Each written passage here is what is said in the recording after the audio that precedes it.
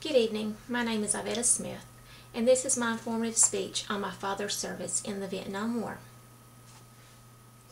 The Vietnam War, often referred to as the 10,000-Day War, began in 1950 and ended 1975, was seen by all as horrible and by many as senseless. What started as a civil war between North and South Vietnam evolved into a full-blown war, taking the lives of many American soldiers. In the 24 years the U.S. helped fight, 58,148 men and women were killed in action. Families, friends, and neighbors all fought for the same cause. Although some of the stories are similar, most are very different. My father, James Conrad, was a soldier in the United States Army.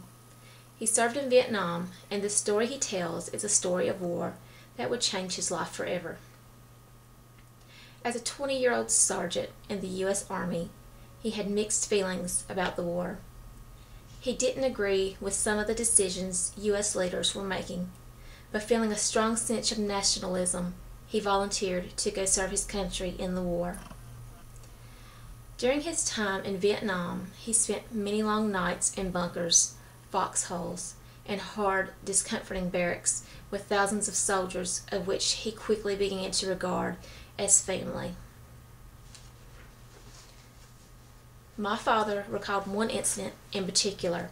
In the mid-1960s, the post at which he was stationed in Da Nang had become under attack. He and fellow soldiers were forced to evacuate with extreme caution and speed. Seconds closer could have meant his death, and for some of his fellow soldiers it did. He watched as many soldiers that he considered brothers die right before his very own eyes. His troop continued on to Thailand, where they continued to carry out air and ground raids. Many thoughts raced through his mind. Why did I survive while others didn't? These thoughts and many others still course through his mind today. He continued his military career and retired after 20 years of service with the U.S. Army as a communications specialist. When asked if he could change anything about his time in the service, he said no without any hesitation. He said it had made him the man that he is today, and that he was very proud to have served his country. The war was over, but my father's life had changed forever. He had matured, achieved a high sense of self-discipline, and a great value of human life. He had realized how fragile life was. In the blink of an eye, you could be gone. He had also attained a greater view of world politics, stating that most decisions on war should be made by the military, not the politicians.